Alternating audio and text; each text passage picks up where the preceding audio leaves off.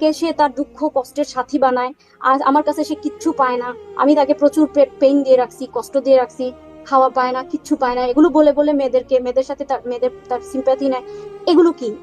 ওই একদিনের এভিডেন্স আমি জানি যে সে ওই দিন রাতে 11টা পর্যন্ত তার সাথে ছিল। এমনিতে সে কথা বলে সেন্টারে বসে বসে কমফোর্টেবলি, রাতের 2টা 3টা অবধি কখনো কখনো যে থাকছে। লাস্ট আমার এখানে যখন ছিল তখন প্রায় 10 দিনের মধ্যে একদিন 2 দিন পর পরই, এবং সে এসে নিজেই ওইটা আমার কাছে আবার স্বীকার করে।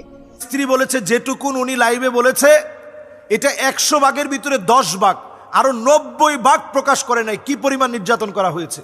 তারপরেও যেহেতু এই পরিবারটাকে আমি কাছ থেকে চিনি, তাদের সম্পর্কে কাছ থেকে আমি জানি, আবু তাহা আদনানকে আমি যতটুকু দেখেছি মাহফিল অঙ্গনে অনেক সময় সে অনেক দেরি করে মাহফিলে পৌঁছায়। যদি পারিবারিকভাবে খয়রুকুম লি আহলি, পরিবারের কাছে যদি আপনি সেরা হতে না পারেন, তার স্ত্রী যে স্টেটমেন্ট দিয়েছে সেখানে বারবার বলেছে যে তাকে আঘাত করা হয়েছে, প্রতিদিন আঘাত করত, মারত, খারাপ ব্যবহার করত। তার স্ত্রীর ক্ষেত্রে আমি এতটুকুন বলবো, স্ত্রী যখন আসল কথা বলে দিল, এখন সেই স্ত্রীকে ছেড়ে দেওয়ার জন্য সিদ্ধান্ত নিয়েছে। যদি স্ত্রী এই অপবাদগুলো গোপন রাখতেন, হয়তো বা স্ত্রীকে আই লাভ ইউ বলতো। আসসালামু আলাইকুম ওয়া রাহমাতুল্লাহি ওয়া বারাকাতুহু। যারা আমার এই ভিডিওটি দেখছেন দেশে ও প্রবাসে, সবাইকে আন্তরিক মোবারকবাদ। দর্শক শ্রোতা, আবু তাহা আদনানের স্ত্রী এবার লাইভে এসে আবু তাহা আদনানের বিষয়ে কিছু গোপন তথ্য দিয়েছেন, এবং কি আলেম সমাজ তারা আবু তাহা আদনানের স্ত্রী এবং কি আদনানের সম্পর্কে কিছু গোপন তথ্য দিয়েছেন, যেগুলো আপনারা দেখলে বা শুনলে আপনারা চমকে যাবেন। দর্শক শ্রোতা, তবে কথা না বাড়িয়ে চলুন আমরা ধৈর্য সহকারে সেই ভিডিওগুলো দেখি, এবং কি প্রথমে আবু তাহা আদনানের স্ত্রী কি বলেছেন সেই ভিডিওগুলো দেখে আসি। এগুলো বলতে গেলে তো বিরাট লম্বা হয়ে যাবে। আমি একটু যদি আপনাকে একটু যদি বলি যে আমাদের আলেমদের মধ্যে কিন্তু এরকম আছে, অনেকেই এরকম কিছু কিছু ঘটনা তো আমরা শুনেছি। এটি হয়তো ধর্মীয় ব্যাখ্যা থাকতে পারে, আপনিও ধর্মীয় বিশ্লেষণ করেন, ব্যাখ্যা করেন, আপনিও ধর্মীয় লাইনে পড়াশোনা করেছেন, আপনি জানেন। আমি ব্যক্তিগতভাবে ওগুলিতে বেশি প্রশ্নে যেতে চাই না। তবে একটা বিষয় তো আছে যে আমাদের মুসলমানদের 4টা বিয়ে পর্যন্ত জায়েজ। হ্যাঁ, আপনিও দ্বিতীয় স্ত্রীটার আরো 2-1টা বিয়ে করতে মানে পারমিশন দিতে বা অনুমতি দিতে আপনার আপত্তি কোথায়? কেন আপনার আপত্তি? না, ইসলাম তো এটা বলে না আমার পারমিশন লাগবে। কারণ ইসলাম জানে যে সব মেয়ে সমান না, অনেক মেয়ে পারবে না। ইসলাম তো বলে নাই আমার পারমিশন লাগবে, সে করে ফেলুক, করে ফেলতো। আমাকে কেন প্রেশার, আমাকে কেন পেন দেয়? আর আমার প্রশ্ন, সে আপনাকে পেইনটা কি এখন দিচ্ছে মানে? এতদিনে কেন, এতদিনে কেন সে যে এই যে লাস্ট এত বছর ধরে এই মেয়ের সাথে কথা বলে পিক নেয়, ওই মেয়ের সাথে কথা বলে পিক নেয়, তাকে সে তার দুঃখ কষ্টের সাথী বানায়। আর আমার কাছে সে কিচ্ছু পায় না, আমি তাকে প্রচুর পেইন দিয়ে রাখছি, কষ্ট দিয়ে রাখছি, খাওয়া পায় না, কিচ্ছু পায় না, এগুলো বলে বলে মেয়েদের সাথে মেয়েদের তার সিম্প্যাথি নেয়। এগুলো কি? এগুলো তৃতীয় চতুর্থ বিয়ে? হুম। আমার এই প্রশ্নের উত্তর দেন আপনারা, সুলাসর উবা মানে যারা আছে। সে যদি এখন বিয়ে করে ইসলামী ধর্মীয় মোতাবেক যে 4 বিয়ে করা যায়, সেই হিসেবে আপনার কোনো আপত্তি নেই? না, আমাকে আমাকে যেভাবে সে আমার কোনো আপত্তি নাই তো, এখানে তো আর আপত্তি প্রশ্নই আসে না, আমি তো এখন আর তার কেউ না। আমি না, হয়তো এখন তার, আমি আমি তখন আমি কি আপত্তি ছিল কিনা? তখন কেন আপত্তি ছিল সেটাই বলছি, যে একজন পুরুষ আপত্তি তো আমার 4টা তখনও বিয়ে ছিল না, করতে। আমাকে বইলো না। আমি শুধু এতটুকু বলতাম, আমাকে বলো না, আমি শুনতে পারি না, আমি নিতে পারি না, কিন্তু সে আমাকে বসে বসে বলে এই মেয়ের সাথে কেন নিতে পারেন না কেন? আপনি তো ধর্মীয় লাইনে পড়াশোনা করেছেন, এই না সম্প্রদায়, না আপনি না, নিতে পারেন না এটা, কেন? আচ্ছা এটার উত্তর বলি। কারণ আপনার এটা আপনি এমন যা কোনো আপনি বিধান তো না। দ্বিতীয় বিয়ে হয়েছেন, আরেকজন তো নিয়েছে আপনার আগের যে আপনার যে আমি আপনার বলতেছি, আগের বউ তো আমাকে নিয়েছে বলতে দেন, আপনাকে। হুম। বলতে দেন। এটা এটা এমন কোনো বিধান না যে বিধান আমার মানতেই হবে, না মানলে আমি জাহান্নামে চলে যাব, এটা ফরজ কোনো বিধান না। আমি নিতে হুম। পারি না। যেমন ধরেন, আমি আপনাদের একটা উদাহরণ দেই। অনেক মানুষ আছে দেখবেন কাঁঠাল হজম করতে পারে না, তাই বলে কাঁঠাল খাওয়া না জায়েজ না, কাঁঠাল খাওয়া হুম। জায়েজ। কিন্তু অনেক মানুষ আছে কাঁঠাল হজম করতে পারে না, এখন আপনি তাকে বলবেন যে তুমি কাঁঠাল না খেলে মুনাফেক হয়ে যাবা, বা মুরতাদ হয়ে যাবা, কাফের হয়ে যাবা, এটা সে পারে না, ওকে একটা জায়েজ বিষয় সে খেতে পারে না, তার শরীরে অ্যাডজাস্ট হয় না, গলব্লাডার নেই, এরকম হইতে পারে ইত্যাদি। যেমন আমি আমি কাঁঠাল পছন্দও করি কিন্তু আমি খেতে পারি না, আমি হজম করতে পারি না। সেম তো বিষয়টা এরকম। এটা তো ফিতরতান হইতেই পারে, ভ্যারি করে এক একজন নারীর মধ্যে, এক একজন এক এক রকম হইতেই পারে। সেজন্যই হয়তো বা এটা নারীর পক্ষ থেকে অনুমতি লাগবেই, তার উপস্থিতি লাগবেই, শরীয়তে এটা বাধ্য করে নাই, জি, আমরা বাধ্য একদম করে নাই। সর্বশেষে চলে এসেছি। সাবিকুনার, এই যে আমরা শুনতে পাই যে মাঝে মধ্যেই এই ধরনের অনুমতিবিহীন বিয়ে শাদীর, গোপন বিয়ে শাদী করে? আর ধর্ম কি এভাবে এলাও করে? আপনি আপনি আপনার ধর্মচর্চা থেকে আপনি কতটুকু জানেন? এটা তাদের ইমান, ধর্ম বলছে উত্তম আছে না, একটা হইলো রুখসাত, একটা হইলো আজমত, একটা হইলো জায়েজ মাত্রায়। আর আরেকটা হইলো আরেকটা কথা আমি মানে আমার বড়দের কাছে শুনেছি যে জায়েজের শেষ পর্যন্ত সীমায় যেতে হয় না, জায়েজের শেষ সীমায় হারাম দাঁড়িয়ে থাকে, নাজায়েজ দাঁড়িয়ে থাকে। কিন্তু ব্রোকেন। সেন্টারে রাত রাত পর্যন্ত থাকে, তো তার তো সেন্টারে রাত পর্যন্ত থাকার কোনো কারণও থাকতে পারে, তার এডুকেশনাল কোনো না আহ, না, সে নিজে বলছে আমাকে। একাই সেন্টারকে একা একাই শুধুমাত্র ওই মেয়ের সাথেই, ওই মেয়ে এত রাত পর্যন্ত থাকে নাকি অন্যান্য ওই স্টুডেন্টসও? দিন প্রতিদিন তো না, ওই একদিনের এভিডেন্স আমি জানি যে সে ওই দিন রাতে 11টা পর্যন্ত তার সাথে ছিল। এমনিতে সে কথা বলে সেন্টারে বসে বসে কমফোর্টেবলি, রাতের 2টা 3টা অবধি কখনো কখনো যে থাকছে। লাস্ট আমার এখানে যখন ছিল তখন প্রায় 10 দিনের মধ্যে একদিন 2 দিন পর পরই এবং সে এসে নিজেই ওইটা আমার কাছে আবার স্বীকার করে। সে আমাকে প্রমাণটা কি আপনার বলে কাছে আসলে প্রমাণ আছে? কি ধরনের প্রমাণ? কেউ বলেছে নাকি আপনার কাছে একদম পুরোপুরি সিসি ক্যামেরার ভিডিও আছে? কি জাতীয় প্রমাণ আছে আপনার কাছে? বিশ্বাসযোগ্য মানে ও প্রমাণ যে কি? ওই মেয়েটা যে রাতে কয়টা বাজে বের হয়েছে ওইটা সিসিটিভি ফুটেজের মধ্যে টাইমটা উঠে আছে না, হুম হুম টাইমটা তো হুম। দেখা যাচ্ছে তো মেয়েটা কয়টা বাজে এমনিতে থাকার কথা কয়টা কয়টা বাজে পর্যন্ত? সে তো ঢুকেছে এখানে স্টুডেন্ট, অফিস সে তো এখানে স্টুডেন্ট, এখানে আসে তো সে না, সে বিয়ে করে। স্টুডেন্ট না, সে স্টুডেন্ট না, ওই দিনের জন্য তাকে স্টুডেন্ট সাজানো হয়েছে। এবং হয়তো বা আমি যদি এই বিষয়টা নিয়ে বাড়াবাড়ি না করতাম, এত দূর না আসতো, রেগুলার সে এখন আদনান সাহেব এখন মানে কখনো সে ক্লাস করে না, তাকে খুঁজে পাওয়া যায় না, সে যায় না ইন টাইম, কিন্তু ওই দিন তার কি আগ্রহ, কি খুশি, মানে এখন থেকে সে ক্লাস করবে। এসে ওই দিন আমাকে বলতেছে এখন থেকে সে সিরাত ক্লাস করবে, এত ভালো ক্লাস হয় ইত্যাদি। তো রিজন তো আমার সামনে আস্তে আস্তে তারপর সব পরিষ্কারই, যে হয়তো এই বিষয়টা তারপরে সে এভাবে ক্লাস করতো। এবং ওই মেয়েটা তাকে অফার করছে তাকে 2-3 বছর সে আদনান সাহেবের সাথে কানেক্টেড থাকবে, এভাবে প্রেম করবে আরো একদম সহজ ভাষায়, মানে এভাবে সে তার সাথে ফিলিংস আদান প্রদান করবে, কিন্তু সে একটু টাইম চায়, সে একটু টাইম চায়। আদনান সাহেব নিজে বলছে সে নাকি তাকে ফোন দিয়ে বলছে যে আমাকে মানে তারা ড্রাইভে যাবে, বাইক ড্রাইভ যাওয়া হয়, ওই মেয়েটা নাকি তাকে এটা প্রশ্ন করছে বাইক ড্রাইভ যাওয়া হয়। দেন আদনান সাহেব আবার প্রশ্ন উত্তর দিছে যে আমি তো এখন আর বাইক ড্রাইভ করি না, আমার এখন কার আছে, মানে কারে তারা ড্রাইভে যাবে, চিন্তা করছেন? আচ্ছা। তো মানে তাদের মানে সে আর কি আদনান সাহেবের সাথে এভাবে মানে প্ল্যান গোছাচ্ছে। এবং সে নাকি জিজ্ঞেস করছে আমার তো যেহেতু এখন ওয়াইফ আছে, বেবি আছে এতগুলো, আমরা কিভাবে এভাবে সম্পর্কটা সামনে কন্টিনিউ করব, বা আমরা কিভাবে একসাথে চলবো, এগুলো আমি তার সাথে ওই যে বললাম না যে আচ্ছা ঠিক আছে যা। যখন সে আমাকে ব্ল্যাকমেইল করে এবং ওই যে খুব ফায়ার হয়ে যায়, এবং আমি তো তখন বললাম যে আচ্ছা যাও, যা ইচ্ছা করো, কিন্তু আমি বুঝতেছি যে আমি আমার হার্ট, আমার কলিজাটা ফেটে যাচ্ছে, আমি পারবো না, আমি পারবো না। তোমরা কিভাবে গোছাইছো বলো তো, কিভাবে চলবা, কিভাবে থাকবা? তখন সে বলে যে আহ ওই মেয়েটার সাথে কথা হয়েছে যে সে 2-3 বছর টাইম চায়, সে একটু বুঝবে, এবং কখনো তার ওই এই মেয়ের সামনে, সে যখন ওয়াইফ হবে তার সামনে কখনো আমাকে বেবিদেরকে কখনো শো করা যাবে না, এটা তার ডিমান্ড, এটা তার রিকোয়ারমেন্ট, মানে তার কাছে এই সম্পর্কের কাছে। এবং মানে তো তুমি এভাবে মানে চিন্তা করছেন তাহলে, তারপরেও তারা কিভাবে বলে যে এটা সে মেয়ে না? কসম করে কিভাবে বললাম না যে এক কথা যে সে উন্মাদ হয়ে গেছে, সে নিজে আমাকে কনফার্ম করছে এটাই সে মেয়ে, সে আচ্ছা, নিজে এটাই কনফার্ম সে। করছে। এটা তো কলেজের, আপনি যাবেন যে ওয়্যার স্টেজ। আরেকটা কথা বললেন স্কুলের, স্কুলের বন্ধু, যেটা একটা কলেজের, ওইটা এটা হলো বিয়ে হয়ে জামিন হলো গেছে, কলেজের। ওইটার জন্য সে 5-7 দিন না খেয়েছিল, ওই ওই মেয়েটা যে তার স্কুলেরটার লাইফে। জন্য, হ্যাঁ, 5-7 দিন সে না খেয়েছিল, সে নিজে এগুলো সব কিছু স্কুলেরটার খবর কি? বর্ণনা করে সে নিজে। তার নাকি বিয়ে হয়ে গেছে, বেবি হয়ে গেছে, এখন সে বলতে চায় যে আমি যার অভিযোগ এনেছি জারিন জেবিন নামে, সে সে ওই মেয়েটা যার বিয়ে হয়ে গেছে, মানে কি দিয়ে শাক দিয়ে মাছ ঢাকবে, কি দিয়ে কি করবে, সে এক কথায় উন্মাদ হয়ে গেছে, উন্মাদ আচ্ছা হয়ে যাক, গেছে। আমরা স্কুল আর কলেজ পর্যন্ত আসছি, ইউনিভার্সিটি পর্যন্ত এখনো যাইনি। আশা হ্যাঁ, করি ইউনিভার্সিটি লেভেল এবার আসেন, ওই ওই লেভেলেও আছে। তার পরবর্তীতে আরেকটা আচ্ছা। মেয়ে আছে, এরকম আরো অনেক মেয়ে আছে তাছাড়া। এগুলো আসলে আমি এই জন্য বলতেছি না যে সে তার মানে মেয়েদের সাথে যে সম্পর্ক, এই বিষয়টা আমার মানে তার ওই সময়টা সে যদি তবাকৃত হয়, হুম বর্তমানে তার জীবন এটা মাইনে রাখে না। কিন্তু সে তো হুম। দেখেন একটার পর একটা, একটার পর একটা, আমি তো লিখেছি লাস্ট পোস্টে আমার যে সে আমার সাথে, আমার দেখা অনুযায়ী আমার সাথে কি কি করছে, আমার সাথে কি কি করছে। আরেকটা মেয়ে আছে রংপুরে, ওই মেয়েটা ওই যে কি জানি বলে না, বিহারি টাইপের মেয়ে, এই মেয়েটার সাথেও তার সম্পর্ক ছিল। এই মেয়েটার সাথে তারপরে রাগ করে এই মেয়েটার বাসায় অফারও করছে বিয়ের জন্য। পরে ওই মেয়েটার বাবা তার মাকে আহ, মাকে অপমান করে বিদায় করেছে। এবং সে তারপরে রাগ করে আর কি, তারপরে বর্তমানে তার যে প্রথম পক্ষ তাকে বিয়ে করে ফেলছে। এবং এটার জন্য সে চির অনুতপ্ত যে জান, আমি যদি তোমাকে বিয়ে না করতাম, আমি সারাটা জীবন এমন একটা মেয়ে নিয়ে কাটিয়ে দিতাম বা কাটিয়ে দিব। এটা তো এই সমাজের চাওয়া, এটা এই সমাজের চাওয়া। আর আমি তাকে রেখেছি, এটা আমার স্বভাবের ওই একটা আহ, মাধ্যম, হ্যাঁ, বা থাক, মানে এরকম। এবং আরেকটা বিষয় আমার সম্পর্কে, সে খুব চটকদার অভিযোগ তার চারপাশের সবাই, আমি তাকে তার প্রথম পক্ষের হক আদায় করতে দিইনি। আমার সাথে আগে পরে কি কথা হয়েছে এগুলোর এভিডেন্স তো আমার কাছে আছেই, আছেই। আপনি চাইলে আমি আমাকে আজকে শোর পরে আমি আপনাকে দিব।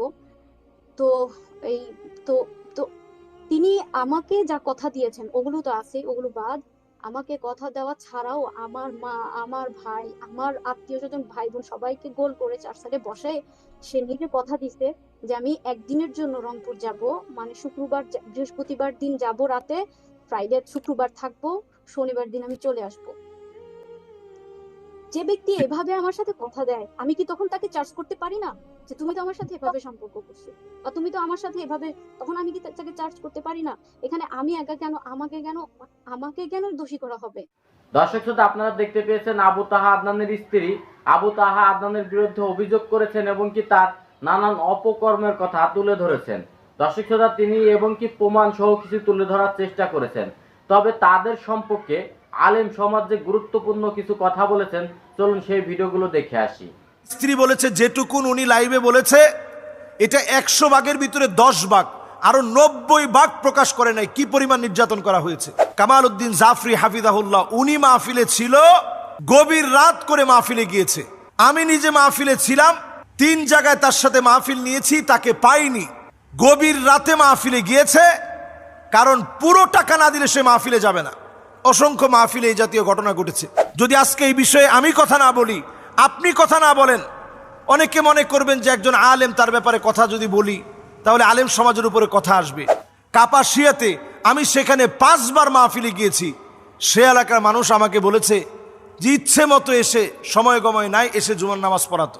পুরো জাতির কাছে একটা প্রশ্ন হয়ে দাঁড়িয়েছে, আমরা যাদের কথা শুনে নিজেদের মধ্যে আমরা পরিবর্তন আনি, এমন ব্যক্তিবর্গের পদস্খলনে অনেক সময় আমরা জাতিগতভাবে প্রশ্নবিদ্ধ হই যে তাহলে আমরা শুনবো কার কাছ থেকে। আমরা দেখেছি যে আবু তাহা আদনানকে নিয়ে যে বিষয়গুলো নিয়ে বারবার প্রশ্ন আসছে, এবং কথাটা বলা আমি দায়িত্ব বলে মনে করছি। জনাব আবু তাহা আদনান বাংলাদেশের সুপরিচিত দিন প্রচারকদের মধ্যে তিনি একজন, যারা দিনের কথা বলেন তাদের মধ্যে একজন, দাঈ ইলাল্লাহ। যদিও তিনি মাদ্রাসায় পড়েছেন, মাদ্রাসায় পড়ুয়া, কোনো আলেম নন। আলেম বলতে যা বোঝানো হয় বাংলাদেশে, এই সিস্টেমেটিক পদ্ধতিতে তিনি গড়ে ওঠা কোনো আলেম না। জেনারেল থেকে আসা, হঠাৎ করে ঘুম হয়ে যাওয়া এবং চমকপ্রদ আখিরুজ্জামান, শেষ জামানার গল্প, যা নবীজি সাল্লাল্লাহু আলাইহি সাল্লাম বলেছেন, যে কথাগুলো আমরাও আমাদের অসংখ্য আলোচনায় আখিরুজ্জামান নিয়ে কথা বলি, এই কথাগুলোকে তিনি অত্যন্ত সুন্দর উপস্থাপনায় জাতির সামনে পেশ করেছে। জাতি ওনার কথাগুলো গ্রহণ করে নিয়ে অনেক যুবকের পরিবর্তন হয়েছে। পারিবারিক কেমন একটা স্ট্র্যাটেজি এখন দেখা দিয়েছে। ওনার স্ত্রী ওনার স্টেটমেন্টে যে বিষয়গুলো তুলে ধরেছে ফেসবুক যোগাযোগ মাধ্যমে, আমি আজকে এই বিষয়টা নিয়ে প্রশ্নের মুখে এজন্য কথা বলতে চাই, কারণ ওনার স্ত্রী মাওলানা কোরবান আলী রহমতুল্লাহ আলাইয়ের একজন মেয়ে। মাওলানা কোরবান আলী বাংলাদেশের অত্যন্ত প্রথিতযশা একজন আলেম ছিলেন, যার 36টা প্রতিষ্ঠান রয়েছে। এবং আমি কাপাসিয়াতে ওনাদের বাড়ির মাহফিলে 5 বার আমি গিয়েছি। আমি দেখেছি তার প্রত্যেকটা ভাই, জনাব আবু তাহা আদনান সাহেবের স্ত্রীর প্রত্যেকটা ভাই অনেক ভালো ভালো আলেম, মাদ্রাসার খিদমতে আছেন, মসজিদের খতিব হিসাবে আছেন, সবাই ইলমের সাথে লেগে আছে। এমন একটা পরিবার থেকে বিলং করা একটা মেয়ে, যার আগে একটা ডিভোর্স ছিল, সংসার বিচ্ছেদ হওয়ার পরে তার সঙ্গে বিবাহ হয়। এরকম একটা মেয়েকে যদি আপনি আশ্রয় দেন, নবীজির হাদিস অনুযায়ী আস-সাঈ আলাল আরমালাতি ওয়াল মিসকিন কাল মুজাহিদি ফি সাবিলিল্লাহ, এটি আল্লাহর রাস্তায় জিহাদ করার সমান সওয়াব, যে আপনি এমন একজন অসহায়কে জায়গা দিবেন যে বিধবা, যার আগে বিবাহ ছিল। তো এটা জেনে বুঝে আপনি একটা আলেম ফ্যামিলিতে বিয়ে করলেন, বিয়ে পরবর্তী সময়ে এক পক্ষের কথা শুনে, এক পাক্ষিক কথা শুনে বিচার বিশ্লেষণ অনেক সময় করা যায় না, সঠিক সিদ্ধান্ত দেওয়া যায় না। তারপরেও যেহেতু এই পরিবারটাকে আমি কাছ থেকে চিনি, তাদের সম্পর্কে কাছ থেকে আমি জানি, আবু তাহা আদনানকে আমি যতটুকু দেখেছি মাহফিল অঙ্গনে অনেক সময় সে অনেক দেরি করে মাহফিলে পৌঁছায়, এবং আমি নিজে এটা সাক্ষী যে রাত 11টার সময় সে মাহফিলে গিয়েছে, 11টা 29 মাহফিলে গিয়েছে, যেখানে আমি নিজে বক্তা ছিলাম। এতে করে মাহফিল কর্তৃপক্ষের সাথে তার মন কালাকালি, উচ্চবাচ্য হওয়া, এগুলো সব হয়েছে। আমরা এই অঙ্গনে আজকে 11টা বছর ধরে কথা বলি, কিন্তু আলহামদুলিল্লাহ কথা বলতে গিয়ে আমরা দেখেছি আমরা তাদের কাছ থেকে কথা নিব। ফানজুরু আম্মান তাখুযুনা দীনাকুম, আমি যুবকদেরকে লক্ষ্য করে বলি তাদের কাছ থেকে কথা নেবেন যাদের চুলের গোড়া থেকে শুরু করে পায়ের তালু পর্যন্ত পরিবর্তন আছে, তাদের কাছ থেকে কথা নেবেন। আমরা অনেক সময় যেটা করি, বাহ্যিক মানুষের পরিবর্তন দেখে অনেক সময় তার কথাগুলোকে আমরা অমূল্য মনে করি। হতে পারে তার কথায় মানুষ হেদায়েত হবে, কিন্তু পারিবারিকভাবে একটা মানুষ যদি আখলাকি না হয়, যদি পারিবারিকভাবে খয়রুকুম লি আহলি, পরিবারের কাছে যদি আপনি সেরা হতে না পারেন, তার স্ত্রী যে স্টেটমেন্ট দিয়েছে সেখানে বারবার বলেছে যে তাকে আঘাত করা হয়েছে, প্রতিদিন আঘাত করত, মারত, খারাপ ব্যবহার করত। তার স্ত্রীর ক্ষেত্রে আমি এতটুকুন বলবো যে তিনি এসে যেভাবে লাইভে কথা বলেছেন, প্রথমে যেভাবে লাইভে এসে বলেছেন, হয় তাকে আমার কাছে ফিরিয়ে দেন, না হলে আমাকে তার কাছে নিয়ে যান। এই বিষয়টি বাংলাদেশের জন্য একটা আশ্চর্যজনক বিষয় ছিল। এমন কথা স্বাভাবিকভাবে কোনো আলেমের স্ত্রী এতটা সাহস নিয়ে বলতে পারে নাই। তো আমি নিজের চোখে দেখেছি আবু তাহা আদনান সাহেব এই স্ত্রীর প্রশংসা অনেক মাহফিলে করছেন, যেটা খোলামেলা এরকম প্রশংসা সচরাচর আলেমরা করতে এটা গায়রত মনে করে, আত্মমর্যাদায় লাগে, এরকম মনে করে নিজের স্ত্রীর কথা, ঘরের কথা তেমন আলোচনায় আনে না। কিন্তু আবু তাহা আদনান সাহেব তিনি বলছেন, আল্লাহ আমার স্ত্রীকে হায়াত দারাজ করুক, সে যে এইভাবে বলছে যে সে আমার মতো একেবারে সাধারণ, আমি যেভাবে সাধারণ আমার স্বামীও সাধারণ, এই শক্ত কথাগুলোর কারণে বাংলাদেশের ভিতরে ফেস দ্য পিপলকে ঘিরে এই লাইভের পরে একটা আলোড়ন সৃষ্টি হয়েছিল, এবং তাকে গুম করার পরেও ছেড়ে দিতে বাধ্য হয়েছে। তো এখানে কিন্তু এই নারীর অনেক অবদান ছিল।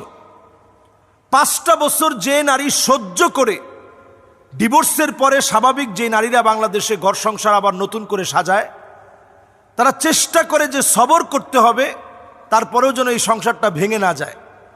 সব সবর করার পরেও মুফতি আব্দুল মালেক হাফিজাহুল্লাহ তিনি পর্যন্ত বলছেন যে ঠিক আছে, তোমরা অন্তত কাদা ছোড়াছুড়িটা বন্ধ রাখো।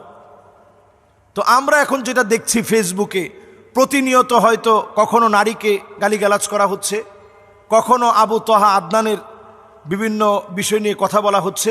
পরিষ্কার এক্ষেত্রে একটা কথা বলবো, জেনারেল শিক্ষিত কোনো ব্যক্তির কোনো কর্মকাণ্ডের কারণে পুরো আলেম সমাজকে আপনারা প্রশ্নবিদ্ধ করবেন না, অথবা একজন আবু তাহা আদনানের জন্য পুরো আলেম সমাজকে আপনারা প্রশ্নবিদ্ধ করবেন না। মাশাআল্লাহ, যিনি এখানে বসে বসে বক্তব্য দিচ্ছেন, আপনার স্ত্রী পরকীয়া করছে, খবর নিয়ে দেখলাম উনি নিজেই, যখন শুনি যে সে নিজেই পরকীয়া আসক্ত, স্ত্রী যখন আসল কথা বলে দিল, এখন সেই স্ত্রীকে ছেড়ে দেওয়ার জন্য সিদ্ধান্ত নিয়েছে। যদি স্ত্রী এই অপবাদগুলো গোপন রাখতেন, হয়তো বা স্ত্রীকে আই লাভ ইউ বলতো। স্ত্রী যেহেতু গোপন রহস্য ফাঁস করে দিয়েছেন, এখন স্ত্রীকে বলে আই হেট ইউ। তার মানে বোঝা গেল আমরা আবারও ধোয়া ভাঙ্গে বলতে পারি, ভালো হয়ে যাবে মাসুদ।